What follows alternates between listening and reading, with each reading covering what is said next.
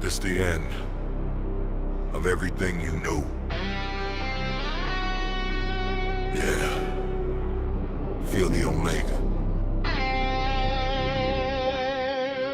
I pull up in the black, hear the engine like a demon. Whole city know the name. Every hater still scheming from the trenches to the top. I turn pain to a premium. Now the final boss loaded. No reload, no redeeming. Stack after stack, watch the body count rising. They talk that tough shit, get deleted. On sight, no disguising. I'm the last one breathing when the lights start dying. From every loss to a lesson, now the lesson is silence. Paper over problems, ain't no waste in my veins. They want the smoke, I just roll it in flames. Whole game in my palm, watch it crumble like chains. Omega season, baby, nothing remains. Omega, break it down. End of the line, feel the power devour. Omega, tear it apart. Last thing you see when the darkness takes over. Omega, no escape. King of the void, hear the whole world scream. Omega, forever. It's the final scene in your nightmare dream.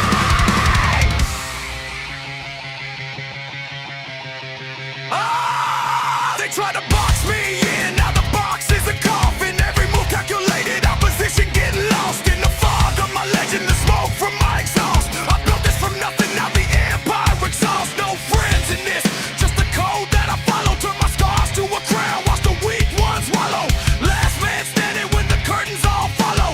Omega forever, that's the only motto. They pray for my fall, I just laugh at the altar. Whole world in my rearview getting smaller and smaller. One more breath and the whole game falter. This the end, baby, no one core, no other.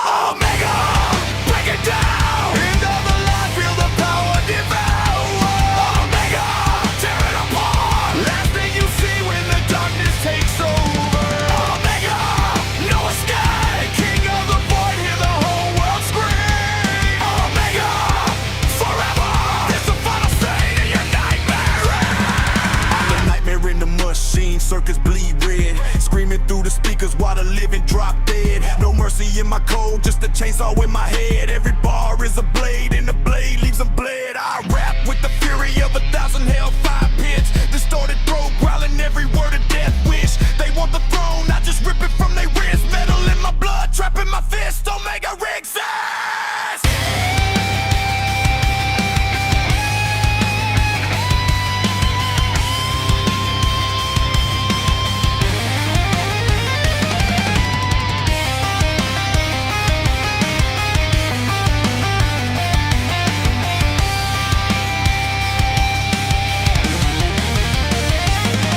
Omega, break it down. End of the line, feel the power devour.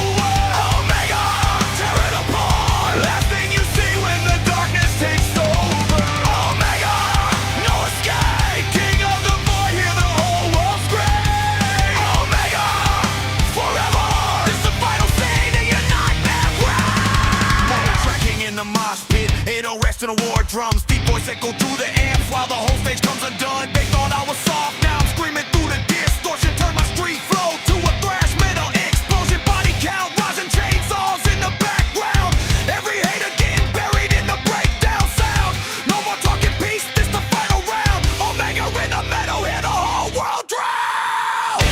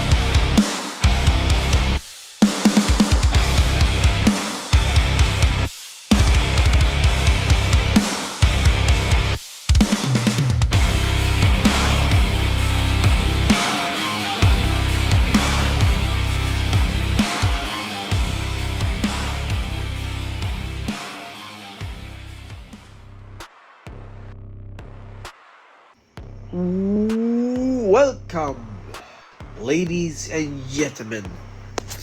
Welcome to the GWA Omega, the best show that is given in the whole country.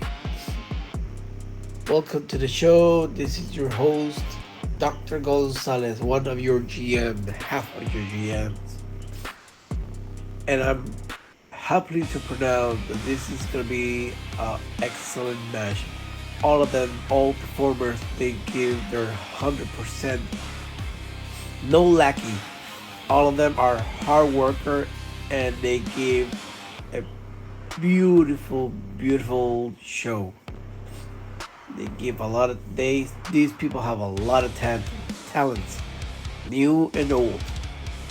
So we're gonna start with a perfect match for the number one contender for the hardcore tag title. We have the Nasty Boys versus the Wild Samoans. Wild Samoans are crazy people. Let me tell you, I met once a Samoan guy, and let me tell you, their head are hard as steel. So try not to get hit by.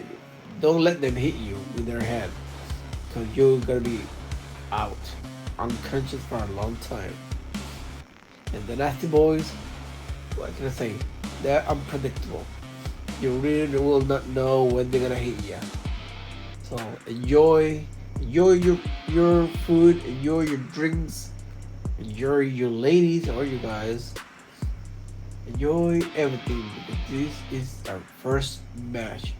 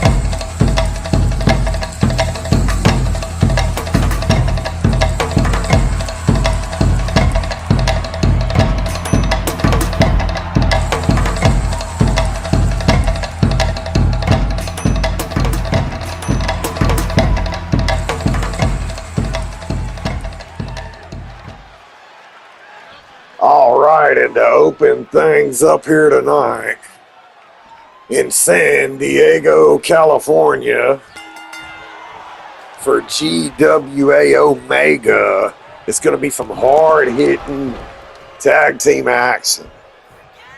We got the Nasty Boys who have made quite the impact since debuting a few weeks ago. But they were missing something, and apparently they thought it was a manager. I mean, the Wild Samoans have did pretty good under the leadership of Captain Lou Albano. We recently seen the Natural Disasters debut on GWA Smoke under the tutelage of Bobby the Brain Heenan. And now it appears the Nasty Boys have enlisted the help of the legendary loudmouth of the South, Jimmy Hart. We'll see if his guidance can get the Nasty Boys past the Wild Samoans.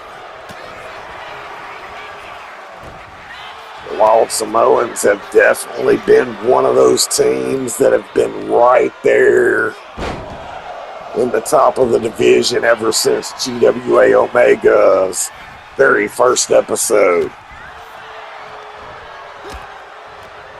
And tonight is probably going to be bigger for the Omega brand than any night this week is going to be for any other brand, because this is the go-home week to GWA Omega's first brand exclusive pay-per-view event. It's the first GWA brand exclusive pay-per-view event. GWA no handouts taking place. Los Angeles, California, Crypto.com Arena. It is going to be one hell of a show. And you know Omega is going to want to set things up right.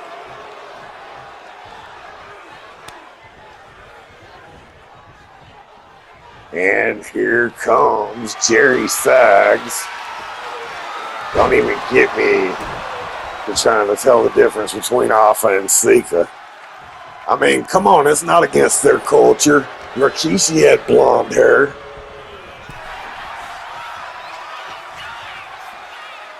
And right now, this is a bunch of heavyweights in this ring right now. I guarantee you every man in the ring, other than the referee, weighs at least 300 pounds.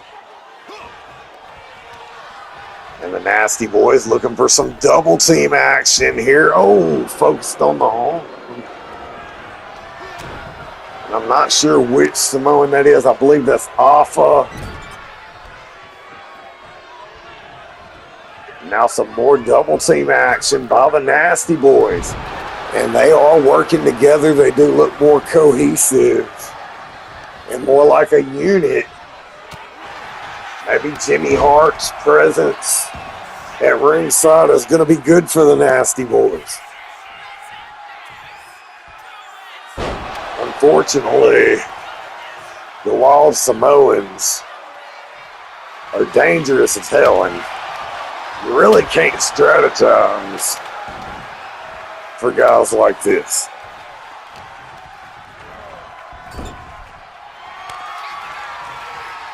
It's kind of kill or be killed, Mortal Kombat, fight to the death with these guys. Or at least until the victory. Somehow, once the bell rings, Captain Lou is able to calm them down a little bit. Oh! And that might be it. There's one of them patented Samoan super kicks. And that's all she wrote. The Wild Samoans look like Sika with that super kick there at the end. You gotta give the Nasty Boys credit. They brought the fight here.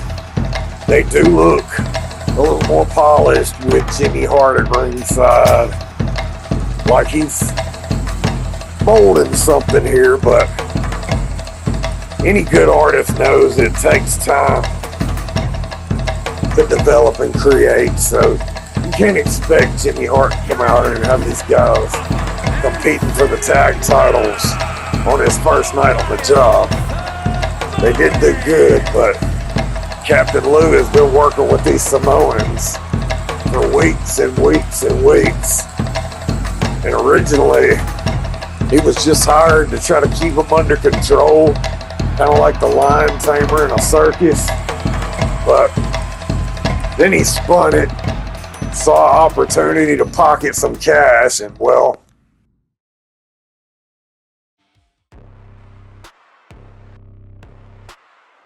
what's going on, folks?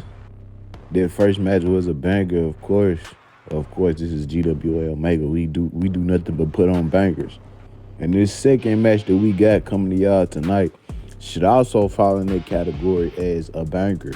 We got Naomi versus Nia Jax. You know, little female bloodline, you know what I'm saying, action going on, you know. Naomi, she in the family by marriage, and you know, Nia Jax, she in the family by cousins of somebody, you feel me, by somebody. So these two talented, beautiful women should put on a banger of a fucking match tonight. Y'all stay tuned. Y'all get ready for your motherfucking match. Y'all go get y'all snacks and shit. Y'all go get y'all blunts, y'all drinks. And y'all get ready for it. We got some GWA Omega action coming at you right now.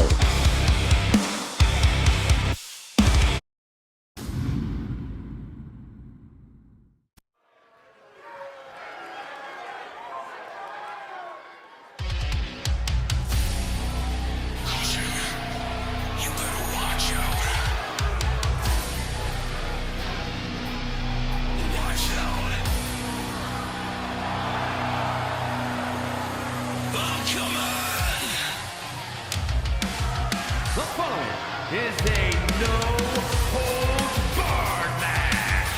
Making her way to the ring from Orlando, Florida, Naomi. This is your last chance. I'm coming.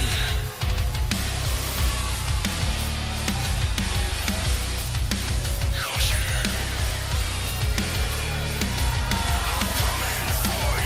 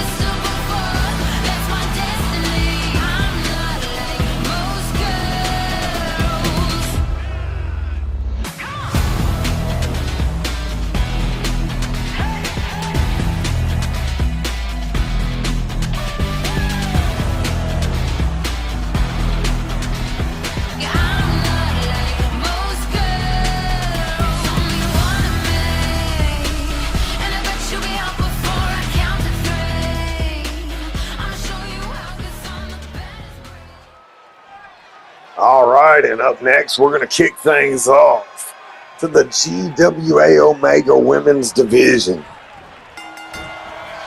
We got Naomi, who has been on a roll lately. She's kind of embraced the darker side lately. And it's kind of ironic here because at least the word coming out of the locker room was this match was a result of Nia Jax trying to talk some sense into Naomi. I mean, Naomi is married to Nia's cousin, and they've had a history and friendship, and of course, it's always been roles reversed with Nia Jax being the mean-ass monster and Naomi being sweet little innocent Naomi. But I don't know. Since coming to GWA, things have changed. But you see, Nia Jax has no problem dishing out some tough love to Naomi. And sometimes that's what it takes, but Naomi has a point to prove too. But you gotta remember, it doesn't matter what kind of mindset Nia Jax is in.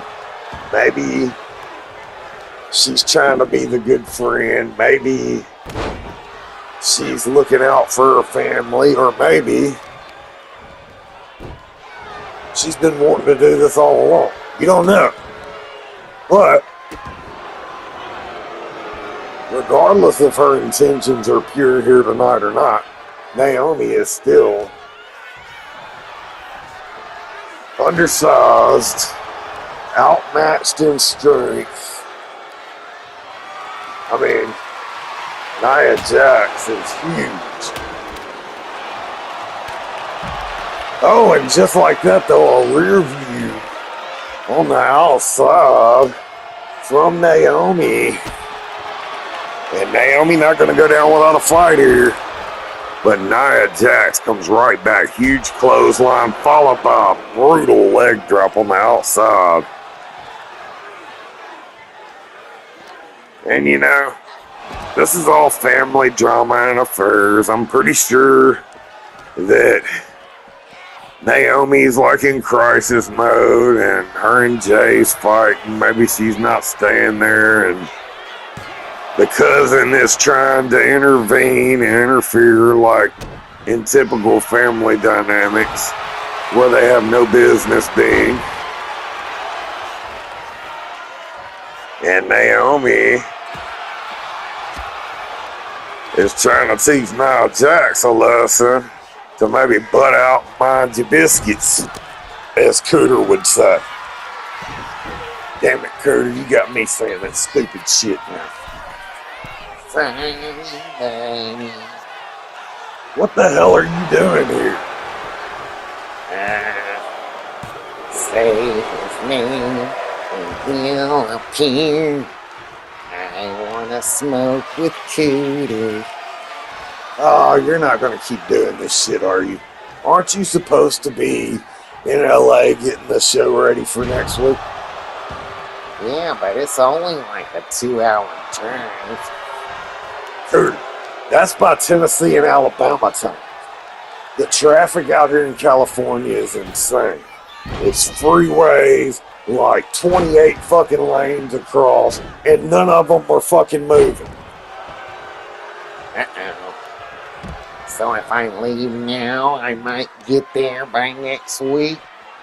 If you leave now, you might get there before my foot goes up your ass. Okay, sounds like a plan. Wing! I'm not going to be able to deal with weeks of this. Back to the match. This one is still brutal. It's still personal. Naomi, Nia Jax going at it here. Asuka is the top of the GWA Omega Women's Division right now, and she'll be challenging the GWA Global Women's Champion from GWA Smoke, the Queen Charlotte Flair, at GWA No Handouts. And I am being told that Charlotte has a very special match in mind for that. And I'm being told that the Queen Charlotte Flair herself will be making the official announcement on GWA Smoke this week as Nia Jax finally overpowers Naomi here. And my thing is, what did Nia just accomplish here? She beat the hell out of Naomi because Naomi didn't want to take her advice. So, do you think Naomi's going to want to take her advice now? Or is she just going to go darker and meaner and want to get payback? I don't know, but I've seen legendary cat fights and women drama throughout wrestling history. And I can tell you, this one is not over yet.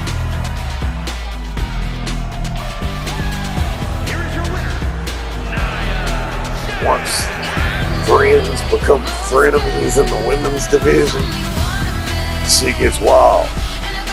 Cause see, even if it ain't what Nia Jax intended, she just got a huge power rankings push. And now she's kind of soaking it in. It was a good match. We still got more coming up next on GWA Omega.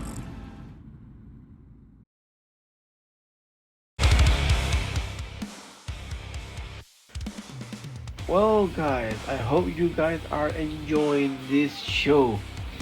We have seen already 2 different matches, and they were a banger. Speaking of banger, this is gonna be a really interesting fight.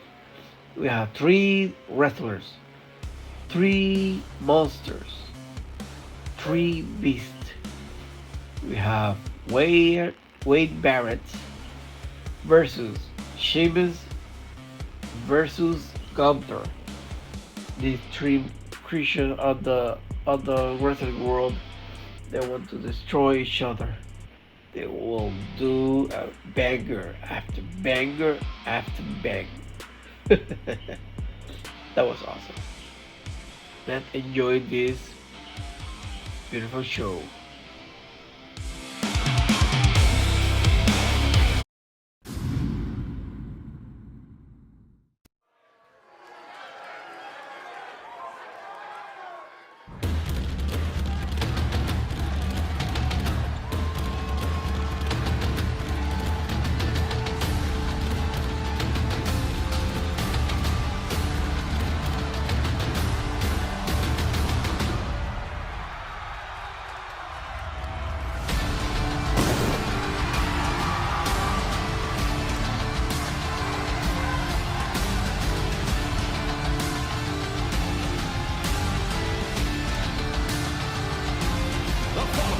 Is a triple threat extreme rules match.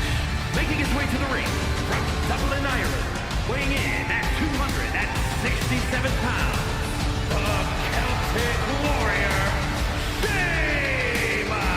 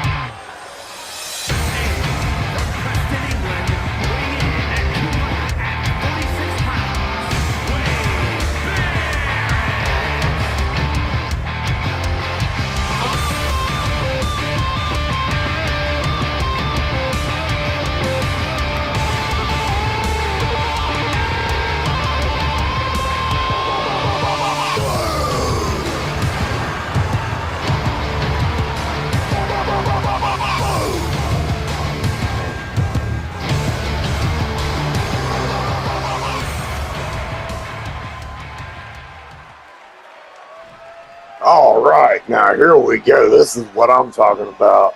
This one is gonna be a fucking bloodbath. And from what I'm being told, this isn't like personal, but it's still gonna be violent. See, the word on the down low is that Sheamus, Wade Barrett, and Gunther have actually decided that they want to form a faction.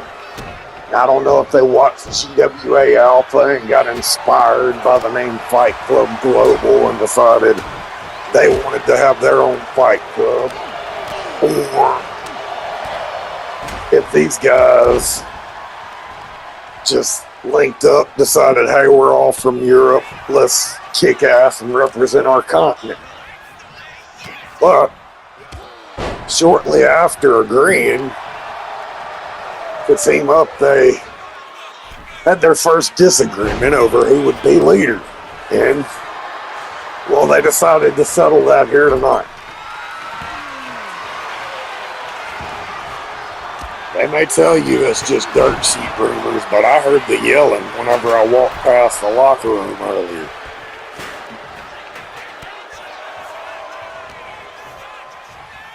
I don't know. This one's a tough call. Sheamus has been doing pretty damn good in his GWA career so far. He's won quite a bit more than he's lost. Wade Barrett has had a few good matches since being called up from the farm. And Gunther, this group might just be what Gunther needs. He's had a few tough losses, a few tough wins, but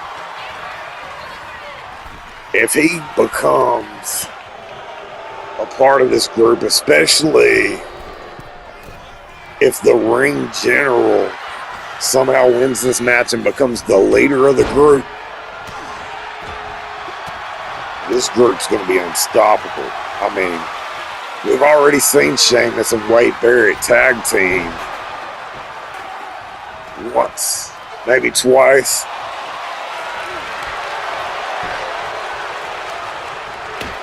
I don't know. I like the potential. It's just a matter if these guys can get along.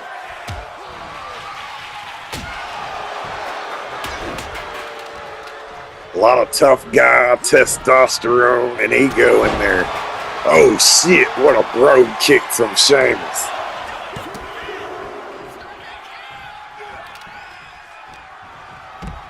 Are these guys even still going to want to be a group after this match? I mean, this shit is brutal. Sheamus is playing for keeps here. He is not checking up in the least bit on his moves. Stiff as hell, intended for pain. And Sheamus is feeling it here.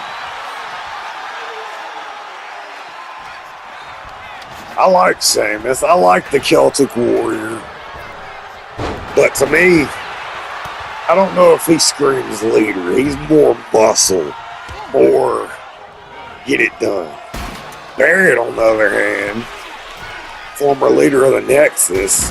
Oh, shit. He just got put through a fucking ladder by Sheamus. Sheamus has been the most dominant competitor in this match so far. There's no doubt about that.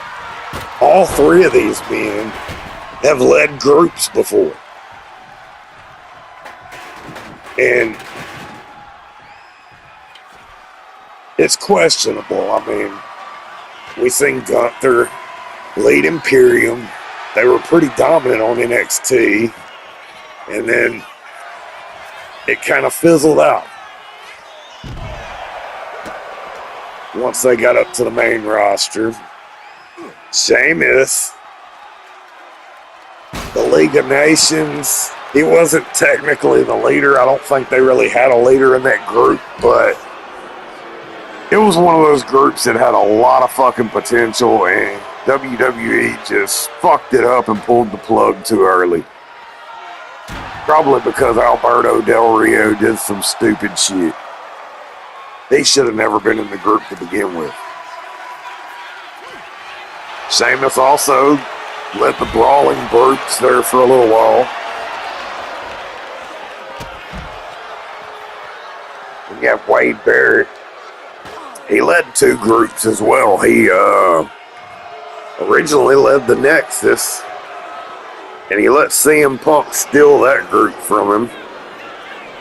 And then he formed the Core, and they were pretty good for a little while, but they were kind of lame and fizzled out. And then Wade left and tried to be an actor, and he wasn't really that good of an actor. He wanted to be James Bond, and nobody wanted him to even be goon number 3 in James Bond. Instead, give it to people like Bautista, who's not even British. So Wade's back wrestling, trying to earn a paycheck again.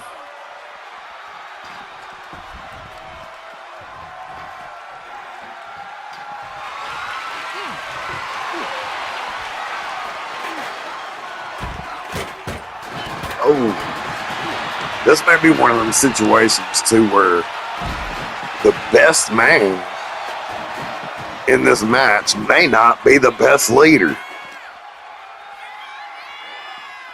But who am I to judge how they settle things over the pond?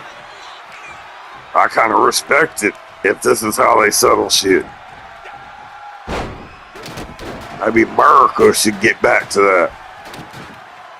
Ain't nothing wrong with a little fist fight, folks. People don't gotta go to jail over a fist fight. You just gotta know if you're in a fist fight, you ain't trying to kill the motherfucker. Get your shots in. When they stop coming, it's over.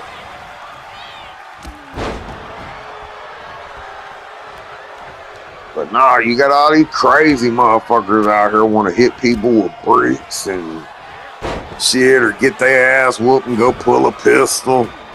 I mean, what is the world coming to now?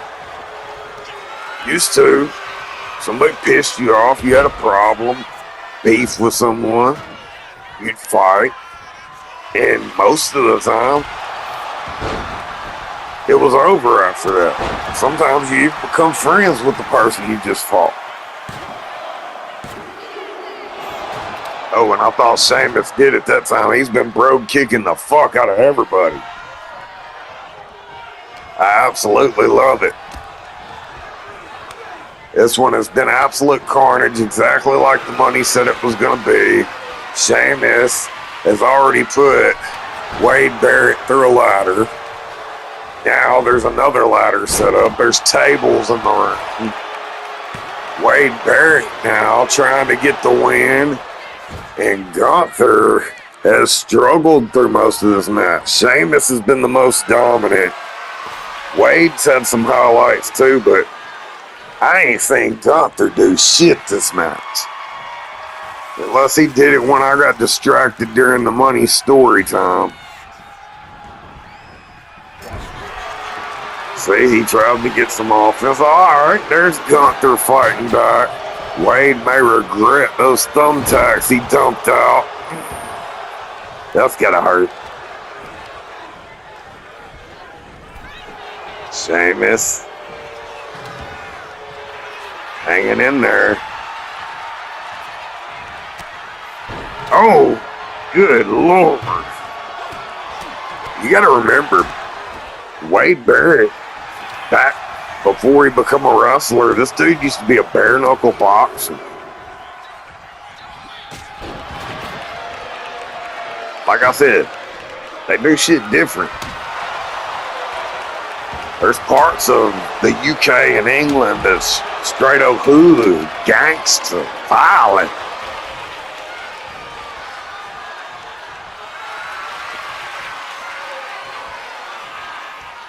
They just don't advertise those. They there.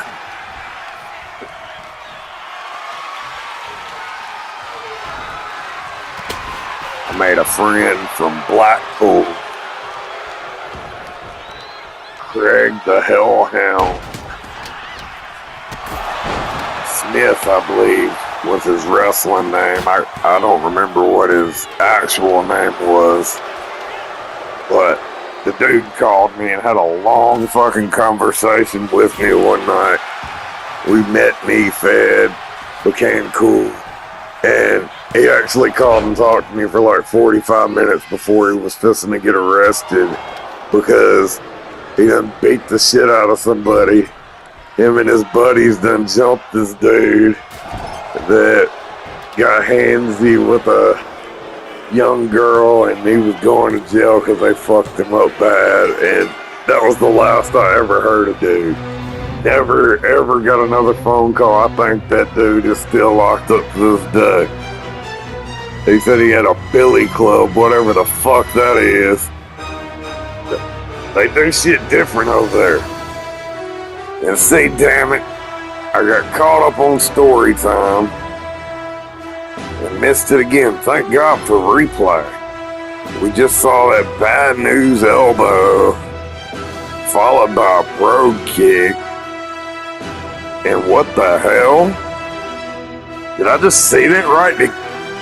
I did. The ring general Gunther, battered, bloody, didn't really do shit most of the match, pulled off the victory. And honestly, I do believe he's the best leader for that group.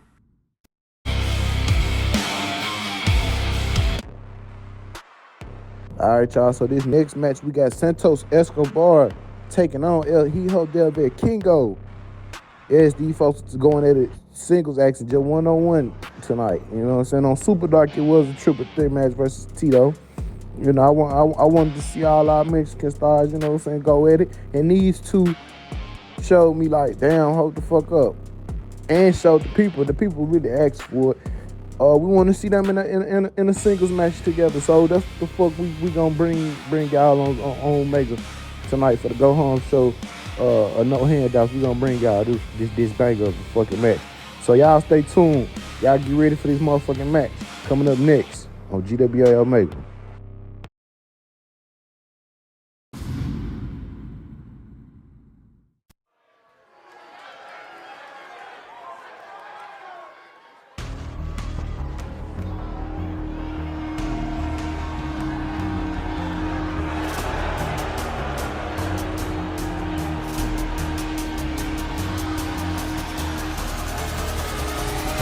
The following contest is scheduled for one fall, making his way to the ring, representing Legado del Fantasma from Mexico City, Mexico, weighing in at 200 pounds, Santos Escobar.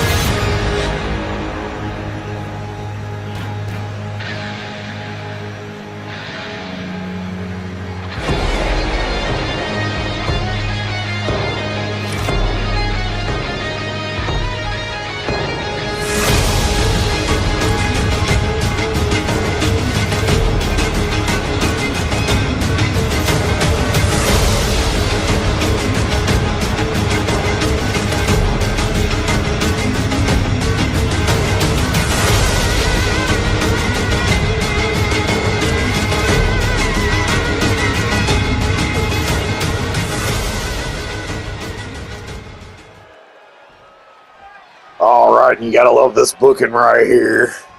The cruiserweights, the luchadors have always been a great change of pace, and what better timing than from a three-way brutal bloody brawl to this cruiserweight luchador action. You have Santos Escobar and El Hijo de Vikingo. This is going to be a good one. I expect to see some fancy high flying. That didn't take long. Nice corkscrew.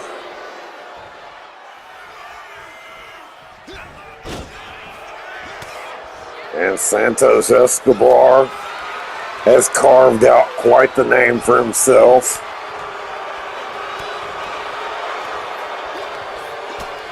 But El Hijo de Vikingo is one hell of a talent. I've seen him at multiple companies. He even made AEW look good.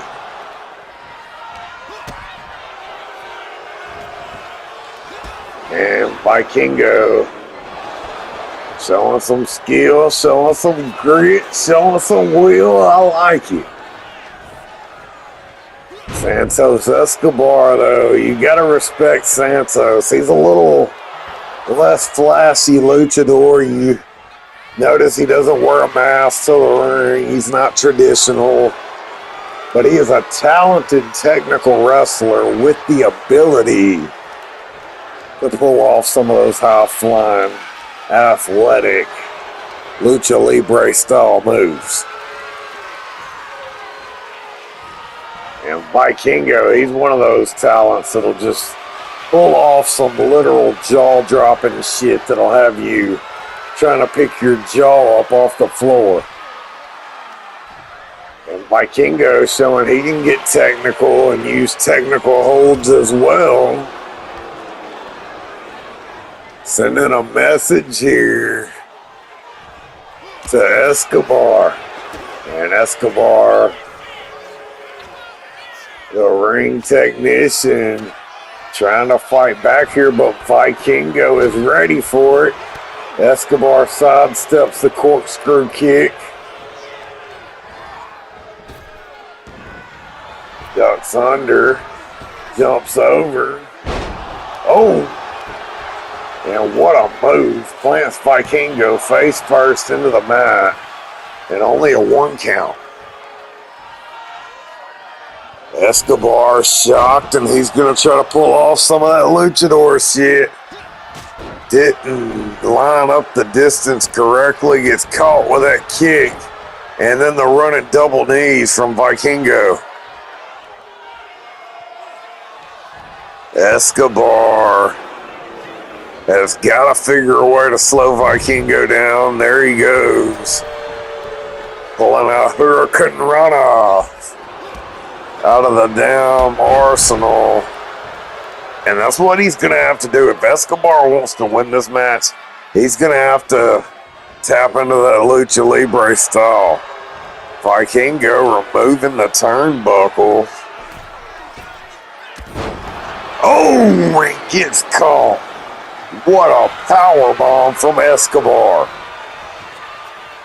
Now going for that tequila sunrise submission. Escobar may have stole this one, no. Wasn't able to fully get it locked in. Vikingo was able to escape before Escobar could really apply pressure.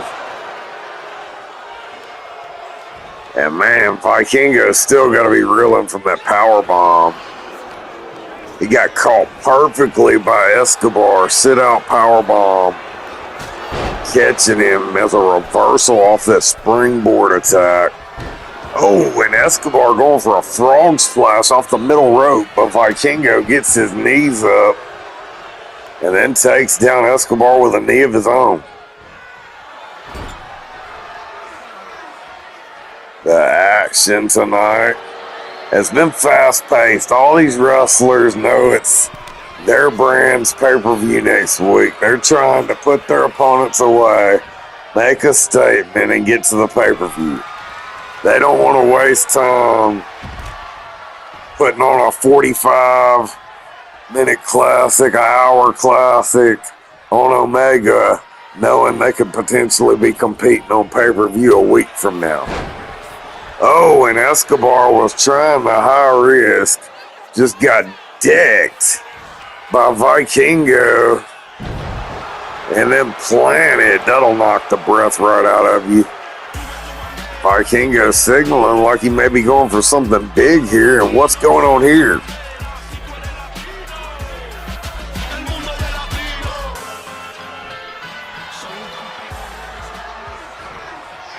Well, folks, that was Cruz del Toro's music, but there's no Cruz del Toro. Just a well-timed sneaky play by Santos Escobar to try to take the win here, and it almost worked. Escobar shifts momentum, but only temporarily. A missed leg drop, and Vikingo has a chance to take back control of the match now. Huge scoop slam. We could be seeing it here. This is that move. Oh, the 450 splash. And I think that is all she wrote for Escobar. Vikingo survived the trickery, the music distraction, the fake out by Escobar that Cruz del Toro was coming to his rescue. But Vikingo quickly regained momentum, went up to the top rope, hit that beautiful 450 splash. Escobar wasn't kicking out of that shit. It was over. I hope they show it again here on the replay. Of course, they're just going to show the pin instead of the move that led up to the pin. Because we have Cooter's cousins in the production truck. Apparently, my salary's too high. They wanted me to take a pay cut to hire professionals. They gotta find that money somewhere else. It ain't coming out of my pocket. I'm a commentator, a wrestler, a shareholder. Fuck, somebody else gotta contribute something, dang. Anyway, brilliant cruiserweight match. More coming up.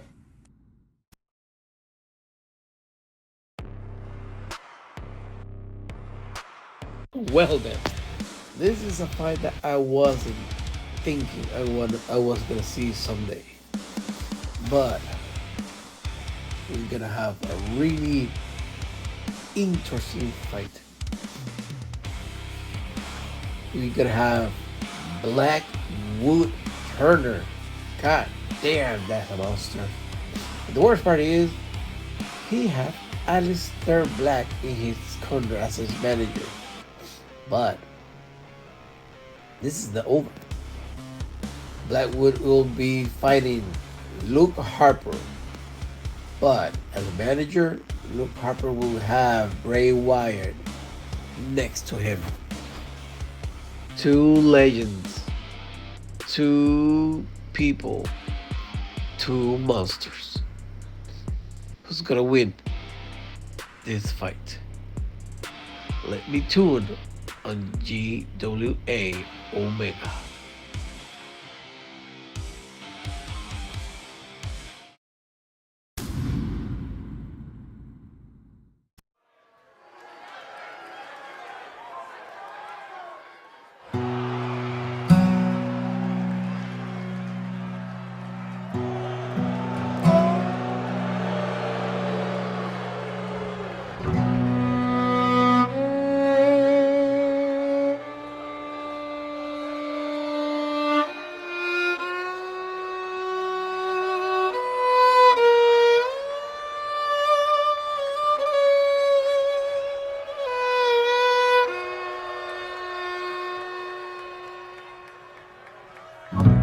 The following is a no-holds-barred match.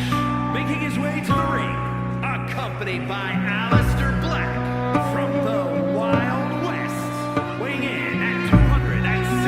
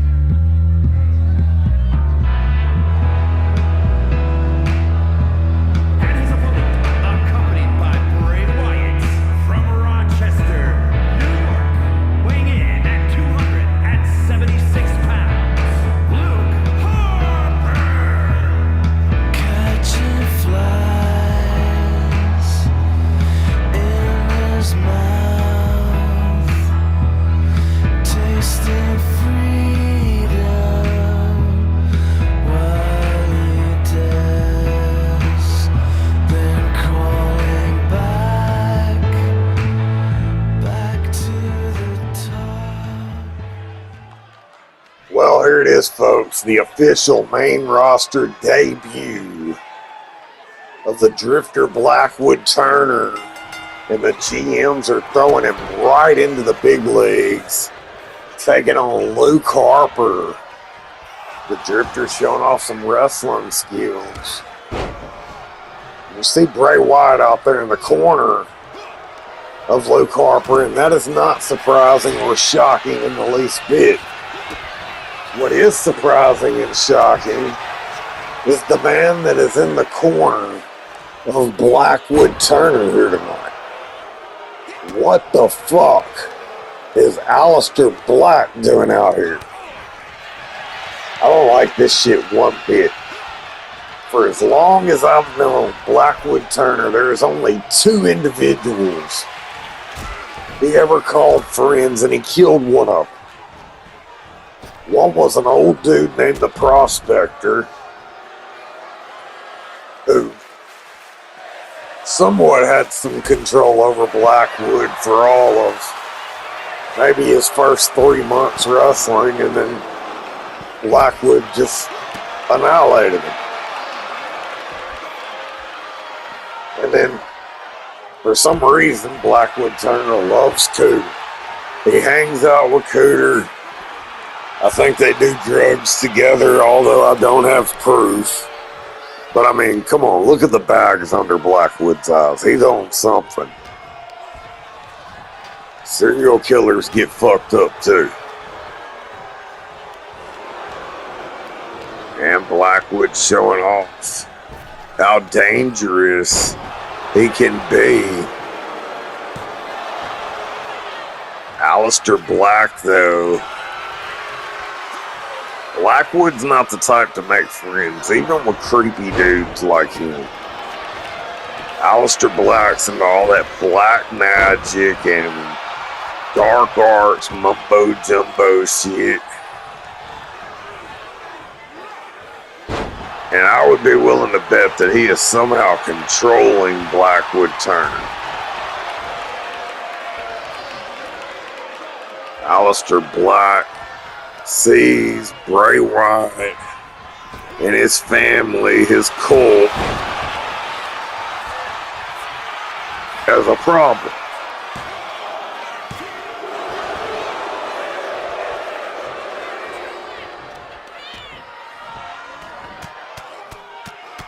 And Aleister Black obviously has intentions on being the big spooky on the roster, so what better way to do that than brainwash the new big spooky?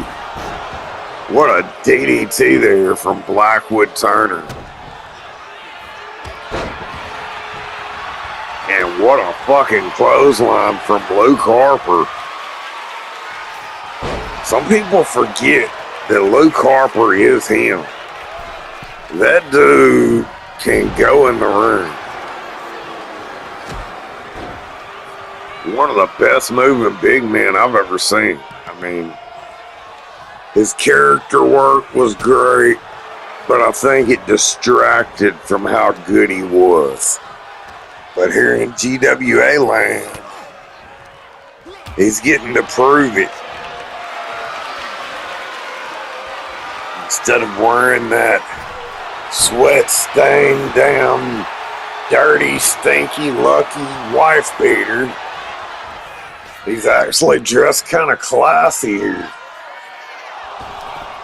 Doing anything he can to try to get this win. You see Bray Wyatt screaming orders at Luke Harper to not embarrass the family here tonight. But folks, a loss to Blackwood Turner is far from an embarrassment. A loss to Luke Harper is far from an embarrassment. But as brutal as this contest is, and as violent and evil as these two sumbitches in the ring are, this match isn't about them. This is about the egos of the two men standing outside the ring.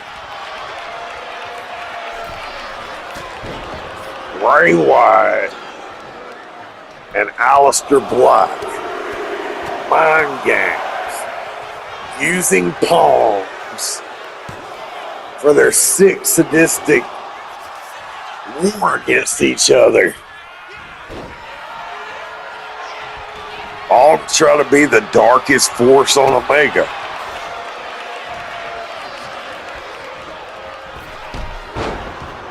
What a fucking boot. I'm telling you one thing, folks. Blackwood Turner does not wear wrestling boots. Them are old school fucking cowboy boots. The motherfuckers heard I've been kicked with them.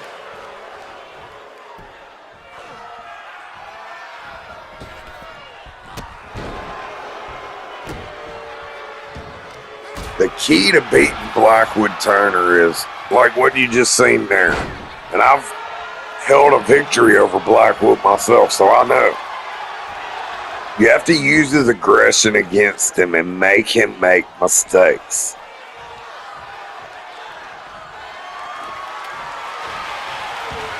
Any match against Blackwood Turner I've ever fought, I am playing defense the whole game.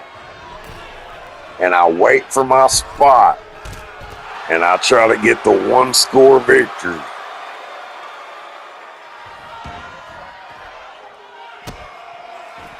That sumbitch will hurt you. There's a lot of dark forces all throughout GWA. And I don't know where Blackwood will end up ranking among them. But I'm telling you, this guy's dangerous. He had a potential group once with Razor Parker, who's on the GWA Alpha brand now, and Tombstone, who I don't believe is signed here yet, maybe one day. But it never ended up growing to fruition. But this Blackwood Turner, Aleister Black partnership could be deadly. It is definitely a dangerous alliance. But it's new, it's fresh, and Luke Harper has been serving Bray Wyatt for a long time. I don't think Blackwood Turner is afraid of what happens if he lets Aleister Black down. I do believe that Luke Harper is afraid of what happens if he lets Bray Wyatt down. That's just my personal opinion. And one thing is for certain, neither one of these men are going to show any remorse for anything that they do here tonight to each other. What a fucking clothesline there by Harper. That may be it, folks. Goes for the cover too. And somehow the Drifter gets the shoulder up. Man, could you imagine how violent and much more dangerous the Drifter could be if he actually got some meat on his bones? I mean, I know he ain't got a tongue, but hell, you can still eat a meal now and then. Oh, what a sidewalk slam. I can't tell whether Bray Wyatt is feeling for the damage Luke Harper's taking or if he's impressed by Blackwood Turner. This is the elbow there. Oh, and a big boot from Luke Harper. Harper not finished yet and drops Blackwood right on his head. You can see the blood all across ringside from where these guys beat the living fuck out of each other, and I love it. discus clothesline signature Luke Harper move. And that may be all she wrote. Lights out for the Drifter. 1, 2, 3. Luke Harper gets the win. But damn, for Blackwood to hang with Luke Harper in his debut here on the main roster, I mean, Harper's already made a name for himself. Blackwood's going to be just fine. This was bloody. It was brutal. I don't even know if Blackwood was fully in control of his actions. Seeing Aleister Black just out there watching creepy. He's still out there just staring at Luke Harper. I don't know what is brewing here, but I can tell you it's not over yet. Aleister Black and Bray Wyatt are about to engage in some kind of dark, demented, twisted, demonic fucking war. It's basically gonna be NWO versus the Wolfpack, except evil. More coming up. Yeah. Everybody screaming. Nobody listening. Truth buried under headlines and hashtags. While the whole world burns for entertainment. Yeah. They sell fear like medicine, poison in the television. Turn brother against brother, call it public intervention. Every side screaming loud like they fighting for a mission, while the algorithms lock us in these mental prisons. Truth got a price tag, lies get recognition. Rage spread faster than love in this condition. Good and evil living in every race and every religion. And the devils wear suits while they funding all the visions. I seen people lose their soul just scrolling on their phone. Every headline crafted just to make us feel alone. Manufactured outrage got the whole world throwing stones, while the ones behind the curtain counting profits off the smoke. They feed us panic daily, keep the tension at a peak, keep us angry, keep us tired, keep us fighting every week. Every tragedy politized before the bodies even sleep. Everybody picking sides while the truth too buried deep. And I ain't saying every story fake or every leader evil, but corruption been alive since the birth of all the people. See, the wolves don't care about the color of the sheep. Long as we divided, they can rule us from the seats. Fake saints, fake rebels, fake tears for the camera, fake saviors selling drama like it's pharmaceutical dancers. Meanwhile, families breaking down from depression and disasters, while the rich keep getting richer from the chaos and the panic. Look around and see addiction in the eyes of the nation. Doom scrolling every night, looking for validation, getting manipulated by design stimulation. Now attention spans gone and everybody confrontation. They sell fear like medicine, poison in the television. Tearing brother against brother, call it public intervention. Every side screaming loud like they fighting for a mission, while the algorithms lock us in these mental prisons. Truth got a price tag, lies get recognition. Rage spread faster than love in this condition. Good and evil living in every race and every religion. And the dumb ones wear suits while they funding all the visions. The problem ain't a color, ain't a church or immigration. It's manipulation mixed with desperation. Every platform monetize emotion, no reaction, so they push the most divisive form for human interaction. Everybody playing victim, everybody throwing blame. Nobody trying healing, everybody want a name. Everybody want a villain they can target with their pain, while the ones pulling strings never mentioned in the game.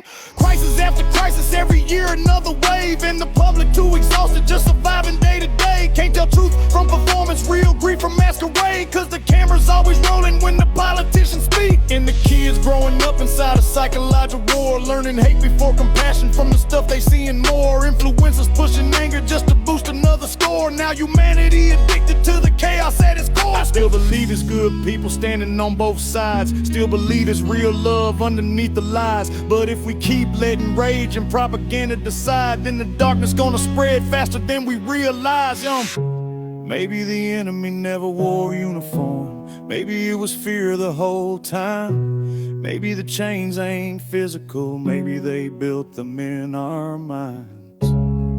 Yeah, yeah.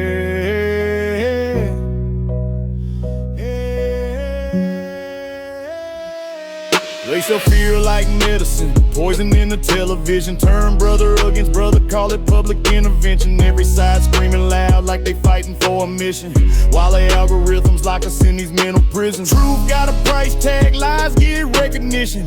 Rage spread faster than love in this condition. Good at living in every race and every religion. And the devils wear suits while they funding all division.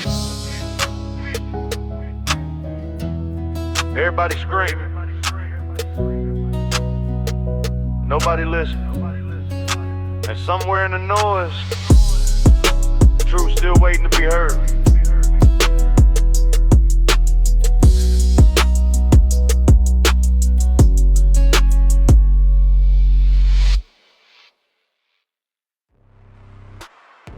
Shit, it's time for the co-main event. Yes, sir. Yes, sir. We got the Bloodline taking on the team of Seth Rollins and Edge and Christian. See this shit right here? Ooh, I'm excited for it. Yeah, you know we got to get Roman Reigns on the go home show to no handouts. You know he been handling promotional work for us for the pay-per-view, but you know what I'm saying. We gotta get him in the ring. So we got him in the ring with his cousins, the Bloodline, Jimmy and Jay. Yes, the hardcore champions of GWA Omega. And you know what I'm saying, the world heavyweight champion of GWA, period, point blank. Again, on the other team, we got the IC champion of GWA Omega, Seth Rollins, and the number one contenders to the GWA Tag Team Championships in Edge and Christian. So this one right here is very interesting, you know what I'm saying? Got the pairing of Edge and Christian and Seth Rollins, and you got the Bloodline. So this one should be very good, folks. I'm excited for it. So y'all get ready for this shit. I ain't gonna do too much more talking. Let's get it, let's go. Mob shit, bitch.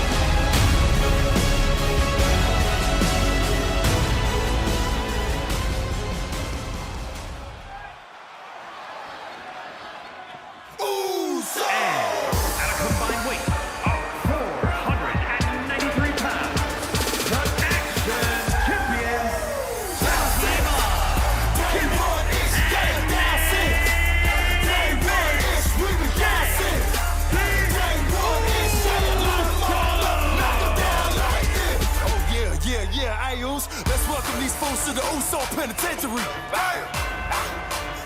Okay, alright.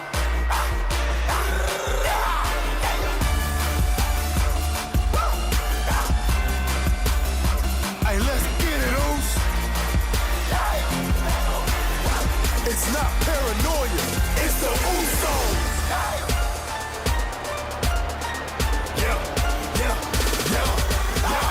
Let's go, Oos.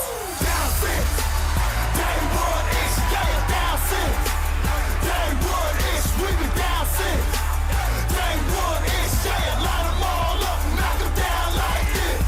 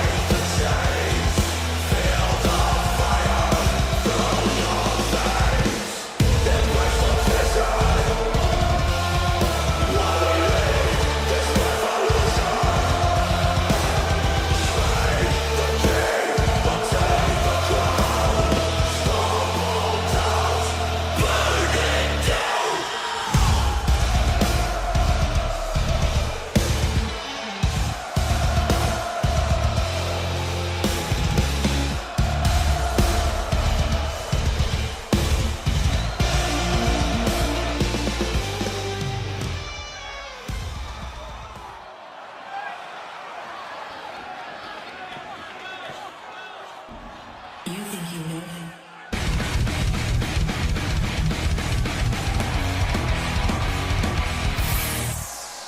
And at a combined weight of 460 pounds, the superstar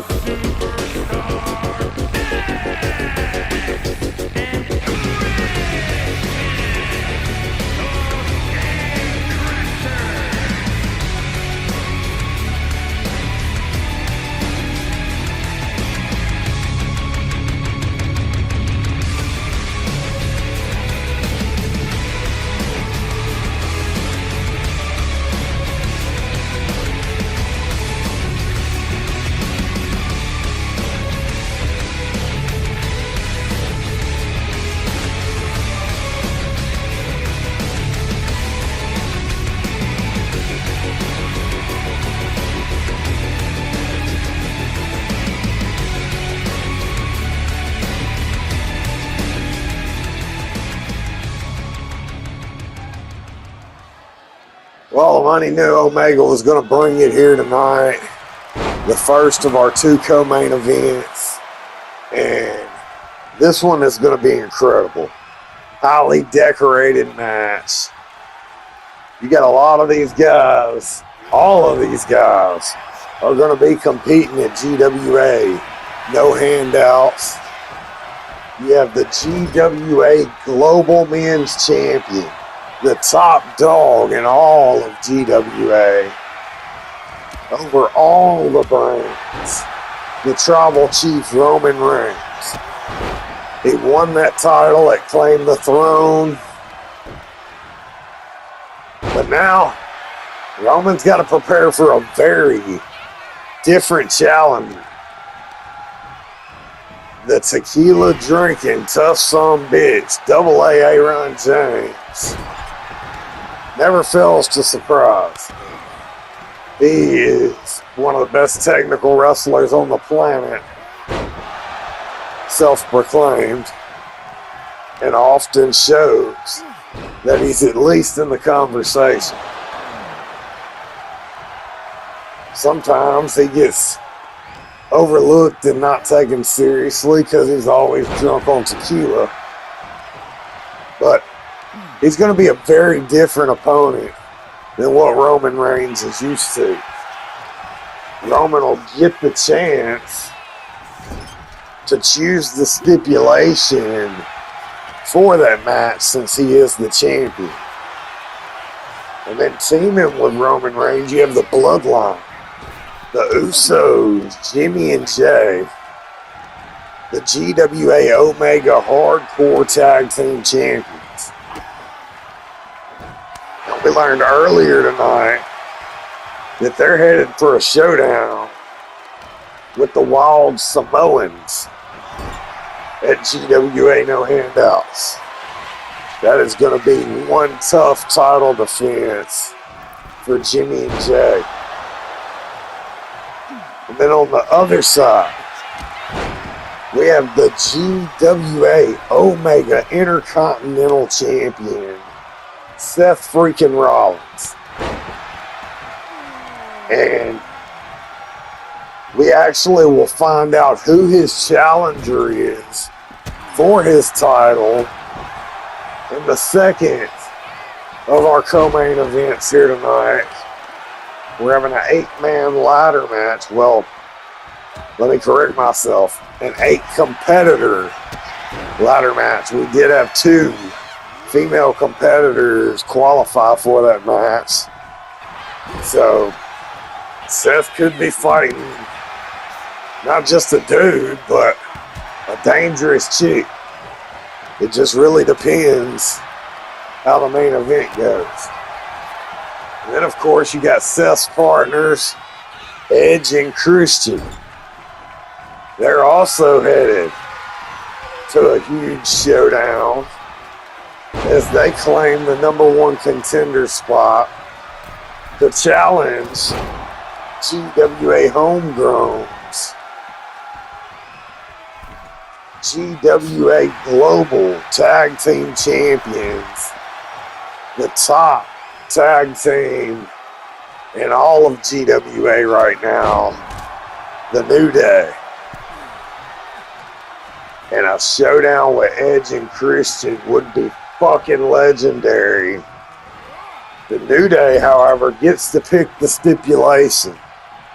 And with their new bad attitudes, I think we're going to end up with some kind of handicap situation. I don't like it, but that's part of the rules. We'll see what kind of match the New Day is going to fight and defend their titles against. Hopefully this week on Homegrown.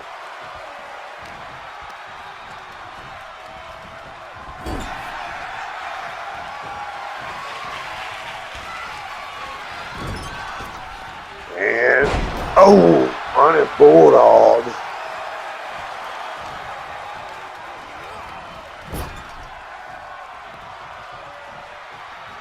Little double team here from Edge and Seth Rollins. And the fact these guys are teaming together and working so well shows time can heal wounds. I remember one point in time where Seth Rollins was ready to break the neck of Edge, middle of the ring, just to get a rematch for a championship. Or to get somebody reinstated or some bullshit, I don't remember. Wasn't worth breaking Edge's neck though. But Edge is a guy that's walked on the dark side. He's not always been the glorified fan favorite. He's did people wrong. He's did people dirty. He stole Matt Hardy's wife and or girlfriend or whatever and really embarrassed the fuck out of him. I mean, Edge just did some fucked up shit in this career. So I can understand why he would be forgiving towards Seth Rollins. And, well, if Edge has done some fucked up shit, and Seth Rollins has done some fucked up shit, then Christian has did more fucked up shit than both of those guys mixed together, escalated, times a trillion and nuked. Christian has no shame in his game. He's a man that says what he thinks, says what he means, and has no problem with people thinking he's an asshole. And I kind of like people like that. I always kind of thought of Christian as the Canadian Stifler from American Pie. Okay, maybe nobody else sees it, but when he's high, I see things that other people don't. We're in San Diego tonight, and I had like 180 different dispensaries to choose from just right here in the area. So I did what the money did, and I went to all 80 of them bitches, and I asked for the best that they had, and I got a whole stash of all of these places' best nub. Cooter tried to get me to roll them all in one big fucking Christmas wrapping paper roll. Smoked the shit, and I was like, Cooter, that is a waste of good money. And then he said, yeah, you're right. What if I find a way to make it slow burn? And I said, now you're talking. But after the show, he is supposed to be on the freeway right now, headed up the road, getting to LA. So, shit can get done. And I know a lot of people may think I'm making a huge mistake sending Cooter up there to get everything ready, but the little guy actually specializes in that area. He moonlights as an interior designer. I mean, he's got a whole fashion line, clothing line. People fucking love Cooter, and he takes his art very seriously. That's what he looks at getting these pay-per-views set up and ready. It's his art, so it'll be magnificent. We did have some minor hiccups with his art in SSW, but he has ground rules and guidelines now, so it's gonna be good. Sorry, I'm sticking to a lot of story time here. These 6-man tags, they drag on, they get long, they get repetitive, and I'm going to give you guys some play-by-play. Oh, big face buster there from Edge. But I'm going to balance play-by-play with story time here back and forth tonight during this long-ass match, because these 6-mans always go long. I think the shortest one I ever called was like 30-something minutes. So we'll see. Edge goes for the cover. Nice. The Usos not going to go down without a fight. Their stock has definitely escalated. I mean, main event Jey Uso has did his thing solo. Jimmy has become funny as hell. I mean, he's entertaining. I mean, he be roasting and checking the fuck out of people, and I love that shit. One thing I've always kind of really liked about the Usos and talents with that serious gimmick and their interactions with R-Truth. Like, R-Truth is on a fucking mission every time you see him, and he's trying to make people break character. Fuck, he even made Brock Lesnar bust out fucking laughing one time. I mean, could you imagine you're this big monster heel, and it is your responsibility to go out there and look tough, and you have to try to keep a straight face while R-Truth is being fucking R-Truth? I mean, I couldn't do this shit. That motherfucker funny. He can rap too. He on that country rap shit like Money Mikey is. We might even do a track together one day. If you hadn't checked out some of our church songs like Country Boy and shit, you needed to look him up, man. He good.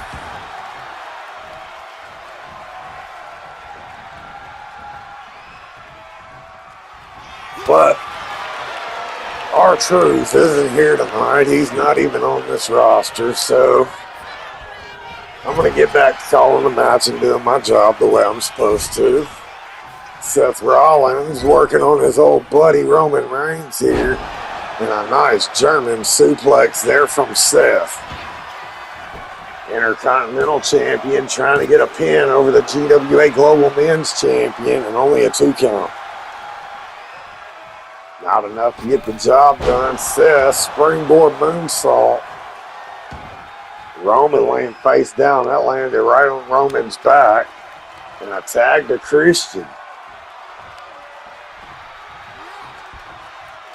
Like I said, it's impressive to see the teamwork of Edge and Christian here with Seth Rollins in this match.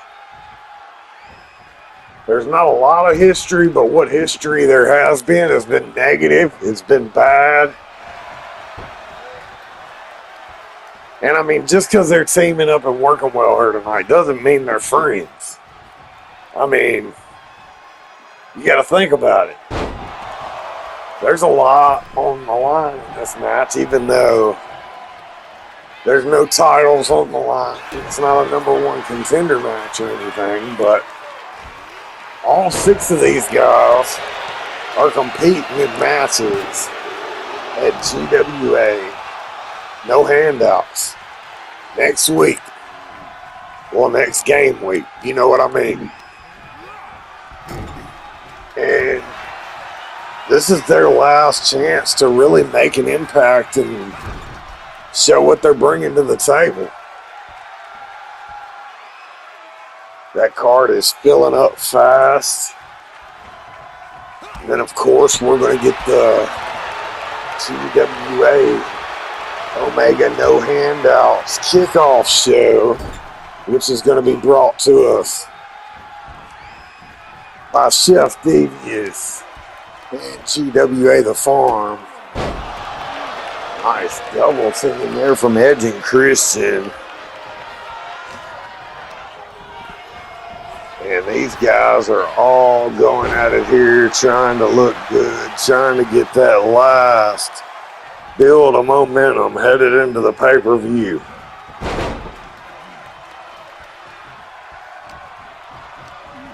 Now you got Jey Uso in there. Edge able to counter. Irish whip. And that's not the corner Jey wants to be.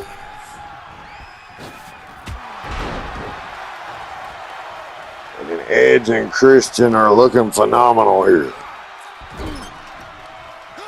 Great teamwork by the #1 contenders for the GWA Global Tag Team Championships. And more double team action by Edge and Christian. Edge looking to lock in a sharpshooter on Jey Uso. Jey with the counter.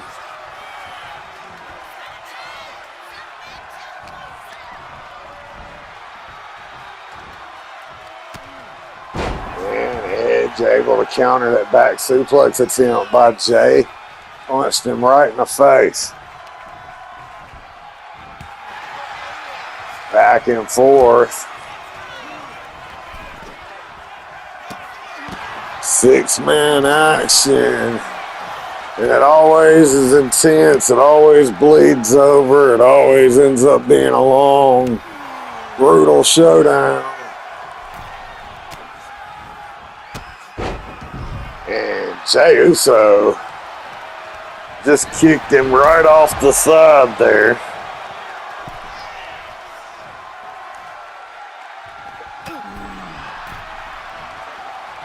And Jey is just going after everybody, dumping bodies left and right.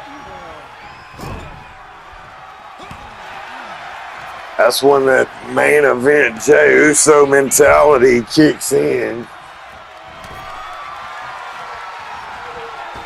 But the ultimate opportunist Edge, the rated R superstar, can shift momentum too, but right now, Jey is feeling it. A lot on the line here in this exhibition match. Everybody looking to make that one last impact before their pay-per-view match. Edge going for the cover. And Jey able to kick out at 2.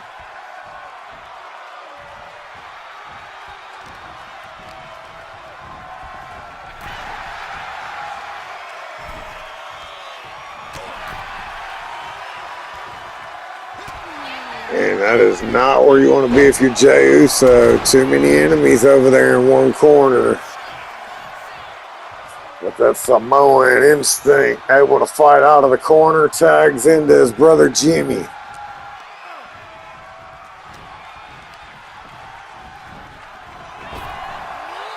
Oh, a nice move there from Edge. Edge and Christian have looked good since making their debut. Definitely looking to make an impact.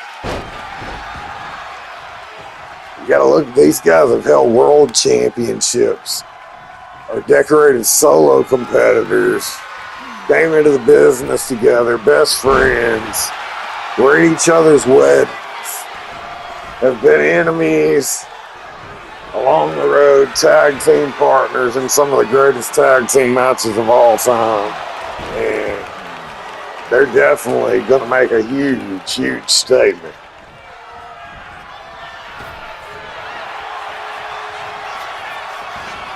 Oh, interesting. Roll up there by Jimmy. Back and forth with Christian, some technical wrestling. And there's a Samoan drop.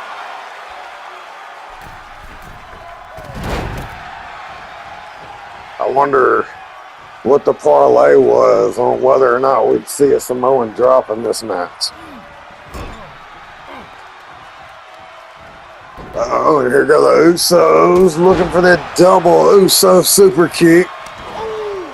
Uso crazy.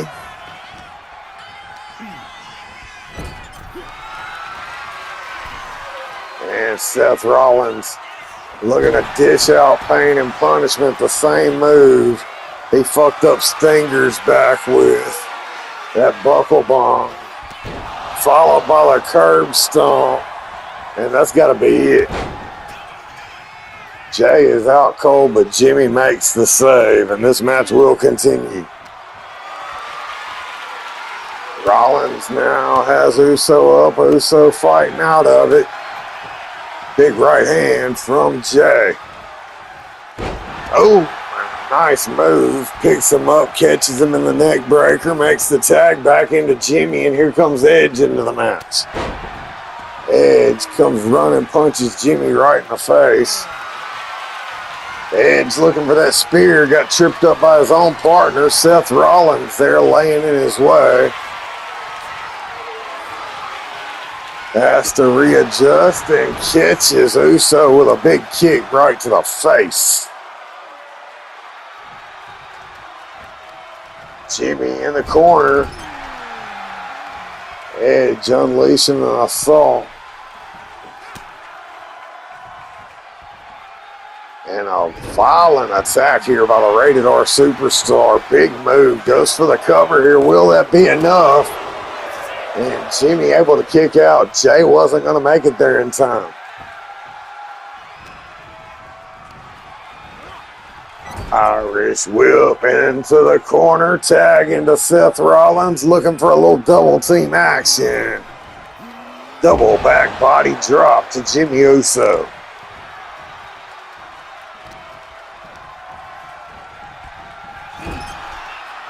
And this match has been everything that the money expected it to be.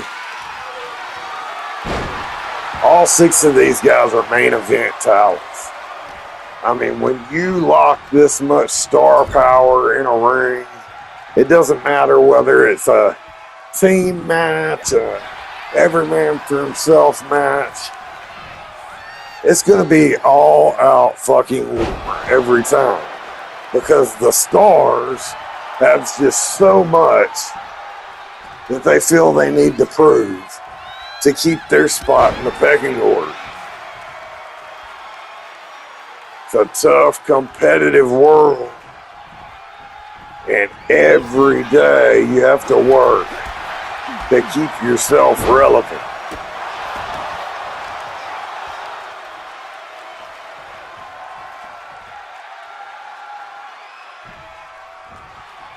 And now Seth Rollins trying to take control, but eats a spear from Jimmy Uso. And that's almost it. Somehow Rollins kicks out.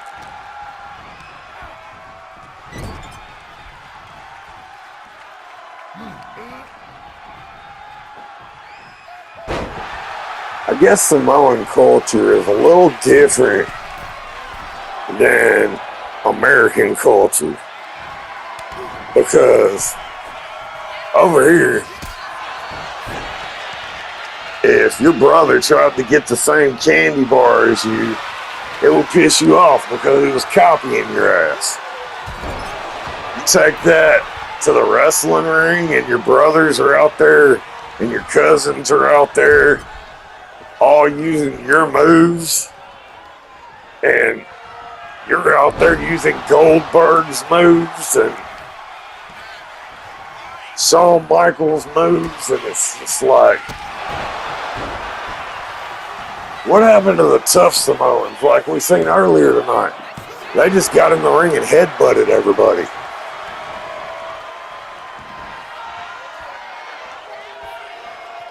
I can't deny the talent of the Bloodline, though. The fact that all of them have championship gold right now speaks for itself. Uso splash by Jimmy Uso. Edge and Rollins trying to get there to save Christian and barely do. The referee was in the way. And Jimmy Uso on a roll, flying again. What a move there by Christian.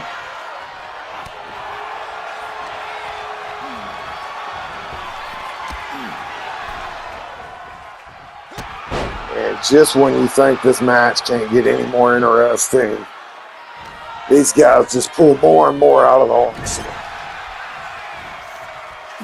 Doing any and everything they can to beat the living hell out of each other, just to prove they're pay-per-view ready.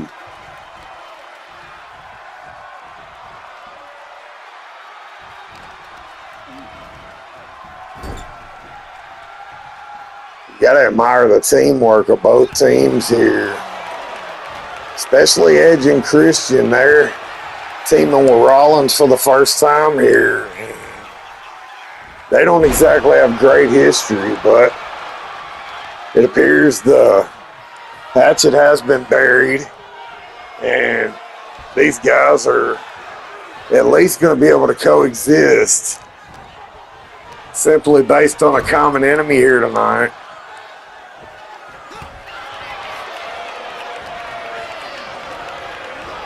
And it's just really going to be interesting to see who comes away with the victory here.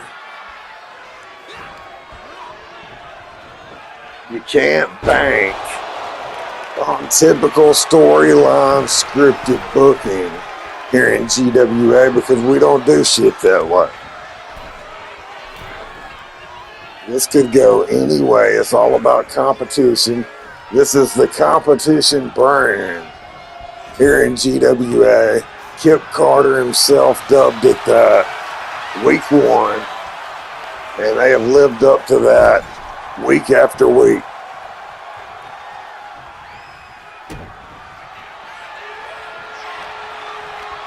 If I was Christian, I wouldn't try to be Roman Reigns' father figure and offer any fatherly advice. We did see Roman's father compete earlier tonight, delivering headbutts out of this world and claiming the number one contendership to the GWA Omega Hardcore Tag Team Championships. Christian and Roman in the ring. Christian sends Roman into the corner. Oh, a big boot. All right, and now the Tribal Chief, Roman Reigns, Irish whip to Christian. They collide into each other. Christian with a couple of bitch slaps.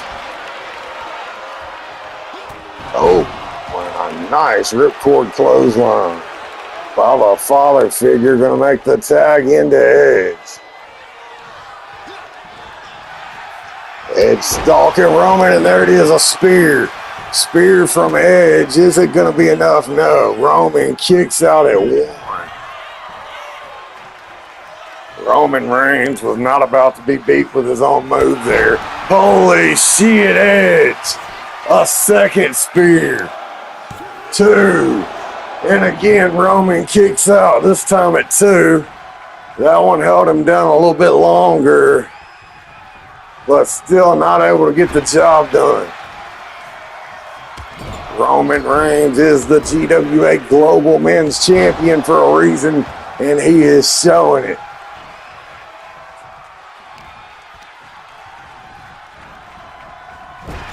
Edge still trying to hang in here and figure something out. But he just threw his best weapon at Roman twice in a row and couldn't get it done. Now going to resort to some dirtier tactics here, maybe, to get him finished off. Oh, T-bone suplex. There from the Rated R Superstar, goes for the cover. 1, 2, 3. And Edge picks up the win for him, Seth Rollins, and Christian here.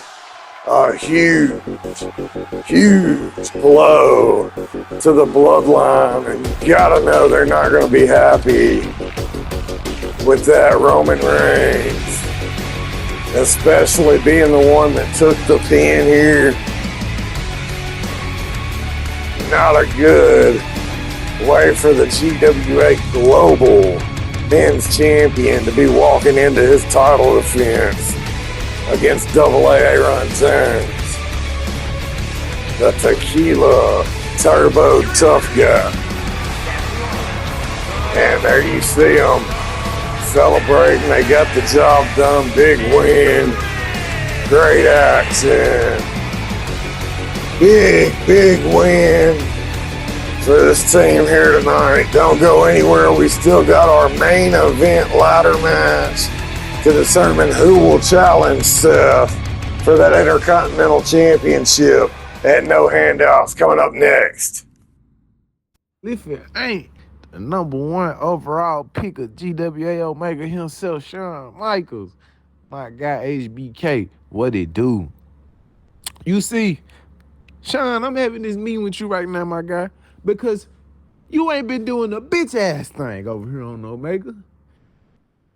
You see, I picked you number one overall, thinking that you was gonna do something on this motherfucker. But see, you ain't been doing shit but making me look bad for picking you number one overall. You see, I could have picked somebody else number one overall, but I picked you, HBK. I don't know if the love ain't there for you no more, my guy. I don't know what the fuck it is, But see, I'm finna light a fire up under your ass. You see, I don't give a fuck what you do, how the fuck you do it. It's no handouts.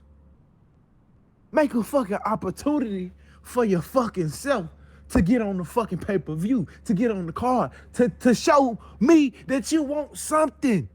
Cause you my number one overall pick. And it's like you just been waiting for somebody to give you some shit.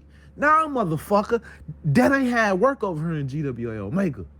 You gonna work for this shit. And you ain't been doing shit but losing and losing and losing.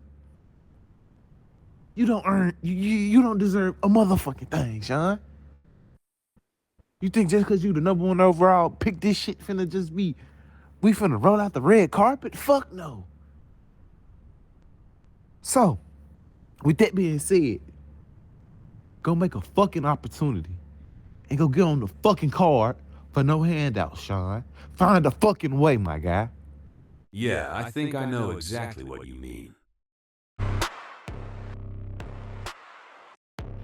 Ladies and gentlemen, I hope that you guys have enjoyed this wonderful show.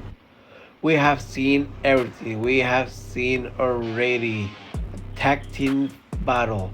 We already seen Beast fighting. We're seeing two wonderful women fight to each other. We already saw the dark match, and now we about to see a destruction. We all gonna see the number one contender in a ladder match for the IC title, Intercontinental Championship. So I wonder who's gonna be fighting. Let's see. God damn, this is gonna be an awesome one. Batista versus. Okay, right. This is gonna be interesting. This is gonna be a mixed fight. Batista versus Rhea Ripley versus Aleister Black, Jon Moxley, and Jason King. Oh, whoa. Oh no, there's more people. Bray Wyatt, Jade Cargill, and John Cena. You can see him. I literally didn't see this roster. Man, this is gonna be a perfect and destructive match. Who's gonna win? A male or a female? They both are destroyers. They both are wrestlers who they gonna give everything. I hope you guys enjoyed this show and hopefully tune very soon.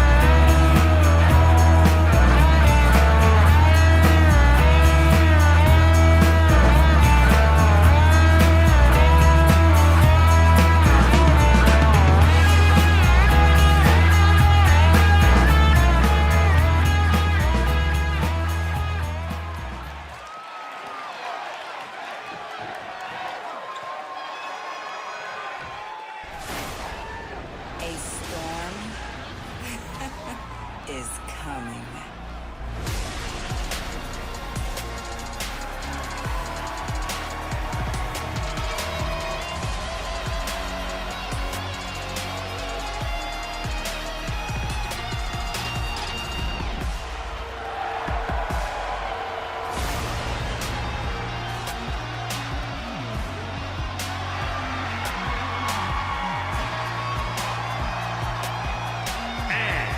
From Vero Beach, Florida, Jay Corgan!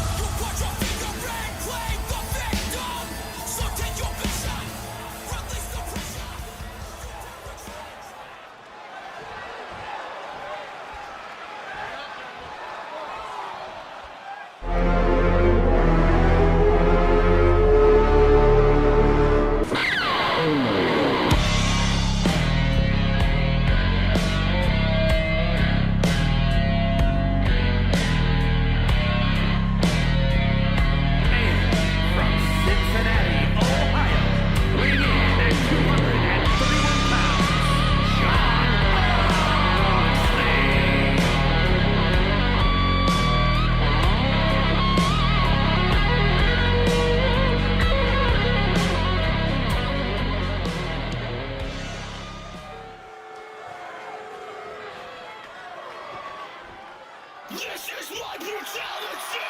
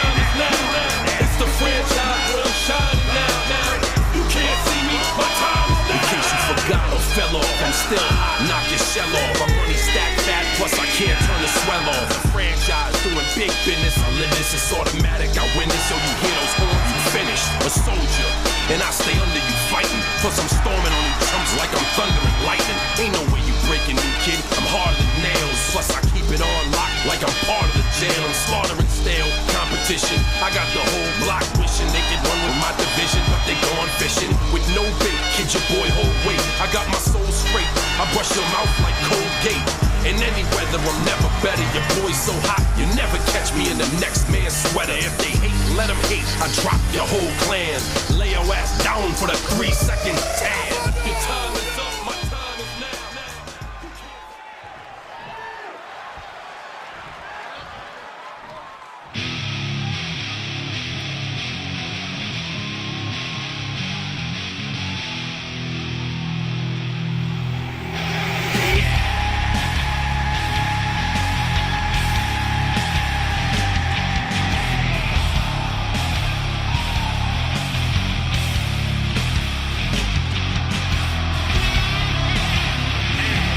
From Washington, D.C., weighing in at 290 pounds, the animal, Batista. I'm lost for miles inside this pit of danger, a place where no one follows me. I walk alone.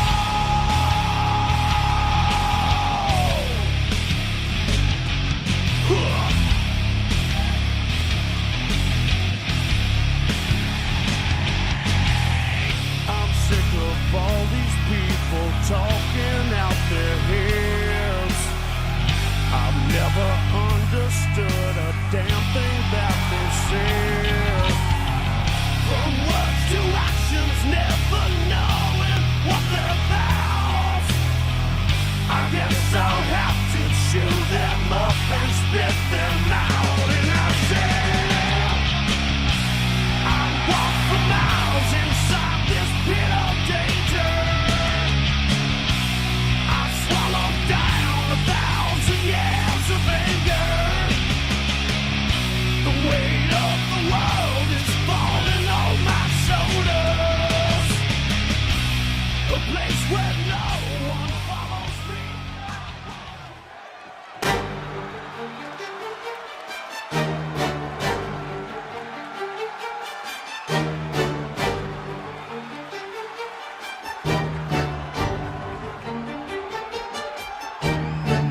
I came up, all the blocks hot, cold nights, hard place, hot iron. Took a loss, got right back, no seatbelt, I'm strapped in. Mama told me keep my head low, but my name too loud, it echo. Cut through the haze like a blade, now they watch when I move slow.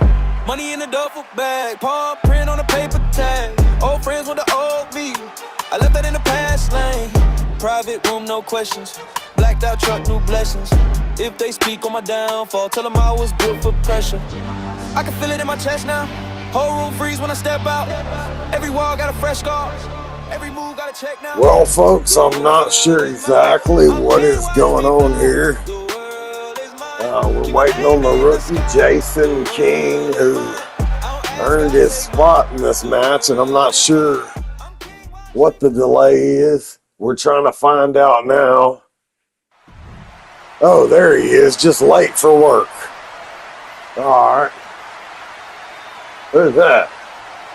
Is that Shawn Michaels? Oh, shit. Sweet Chin Music to Jason King. And what the hell does this mean? Holy shit. Shawn Michaels, I guess, is taking the advice of the mob father and took Jason King's spot in this match.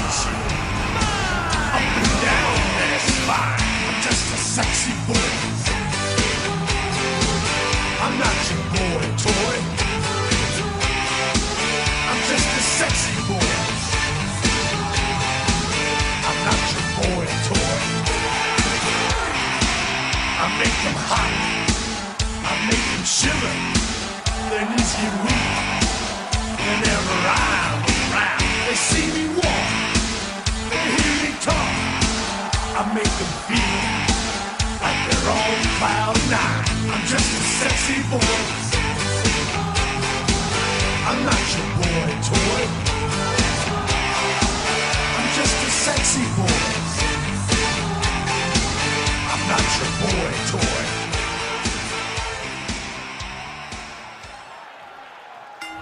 folks, if this match wasn't already interesting, the stakes have definitely been risen with what just happened.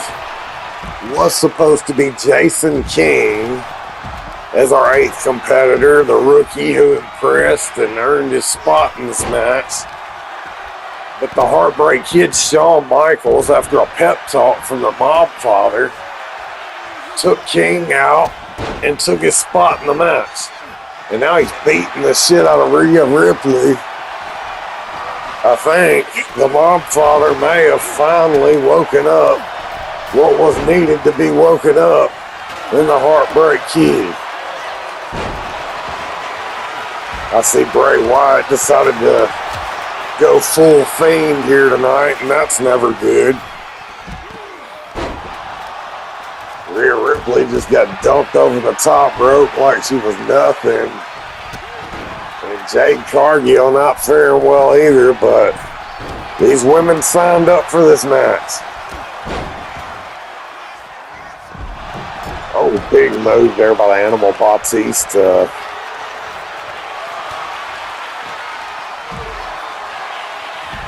And the men are definitely not going to take it easy on the women competitors here. There's too much on the line. We saw Bray Wyatt out here earlier mentoring Luke Harper to a victory over the Drifter Blackwood Turner.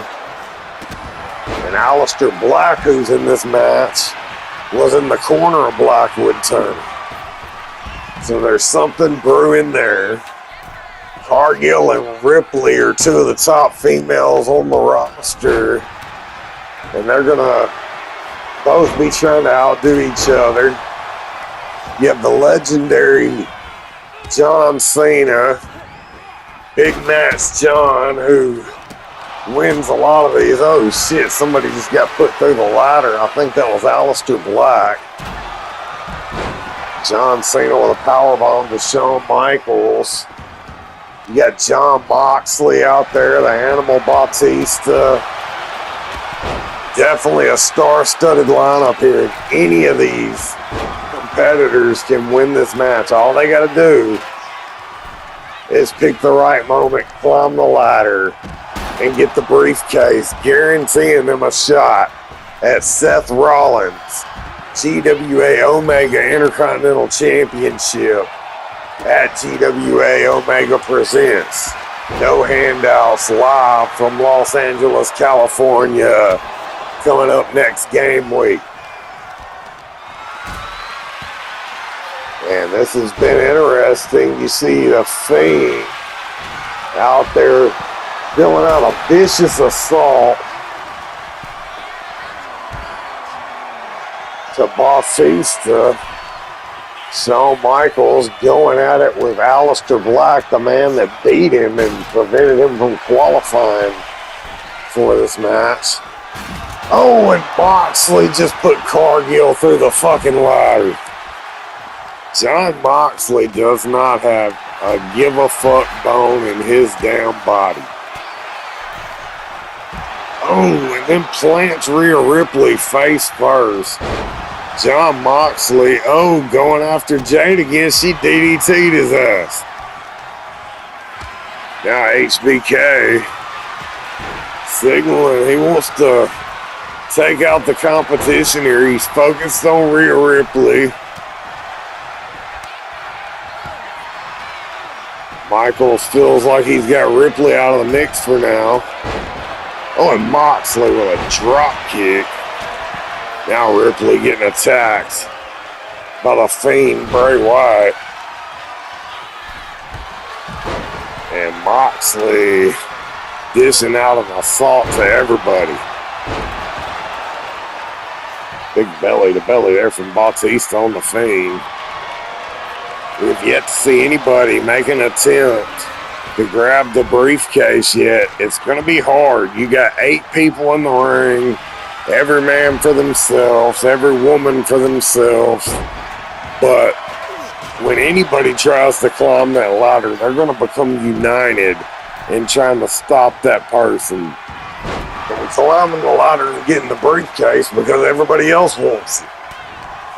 And you know one person who's probably watching this match closer than anyone is the GWA Omega Intercontinental Champion, Seth freaking Rollins.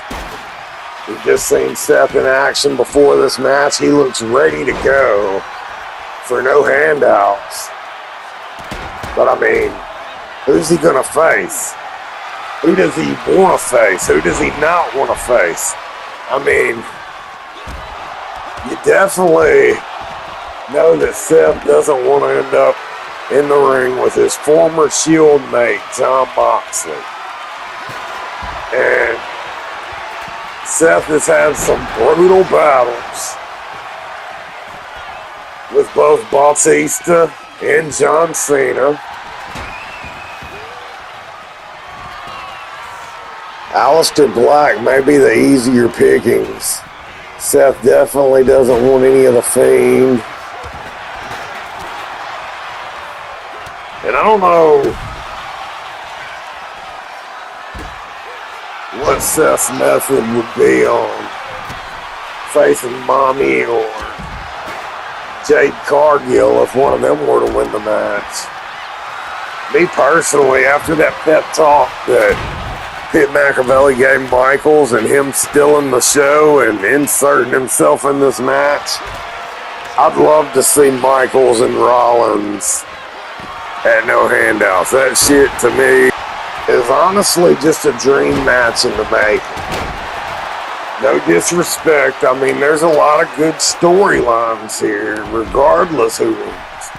Even if one of the women pull this off, a woman competing to become GWA Omega's first female Intercontinental Champion would be huge. Like I said, the money is rooting for Shawn Michaels here. I think next would probably be Jon Moxley, just because that's a story that writes itself. There is some history there with Bautista, so that could be a good one. The Fiend. Bray Wyatt could definitely make it a dark, twisted tale.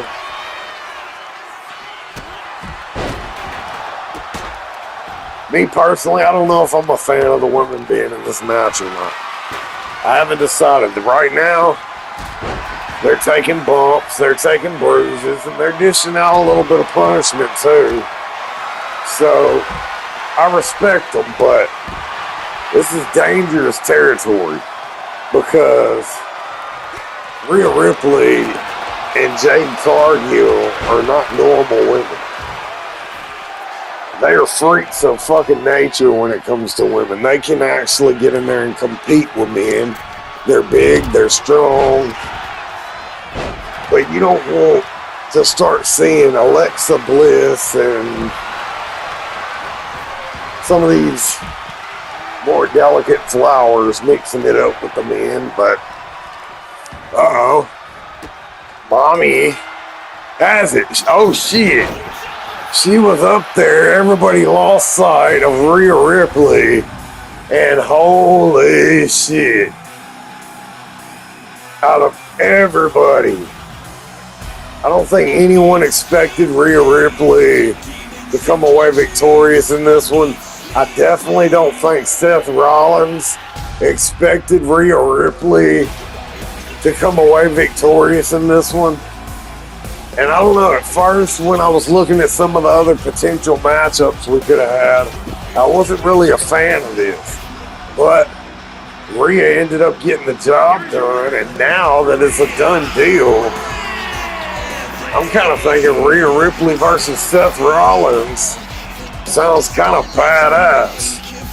Well, that's all for the money. I'll catch you guys on the forum.